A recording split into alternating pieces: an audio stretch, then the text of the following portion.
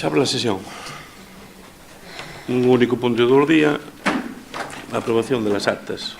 Bueno, ¿Hay algún...?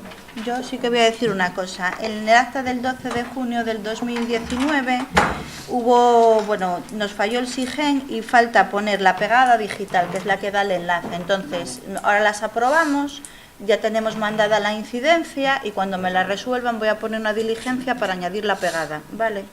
La pegada es el enlace al vídeo. Al vídeo. Vale, muy bien. La del 12, La del 12 que es la de hoy. del 2019. Que es la de hoy.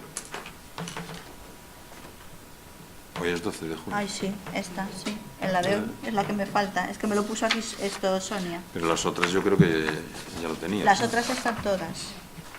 Ah, no, perdón, en la de 16 de abril, ya me parecía.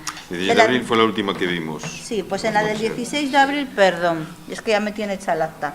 En la del 16 de abril me falta poner la pegada digital porque hubo un error con el SIGEN. Tenemos mandada la incidencia y los van resolviendo. Entonces, cuando pueda le tengo que meter la pegada y con ese enlace y el número de enlace es con el que vas al vídeo. Y lo voy a añadir con una diligencia.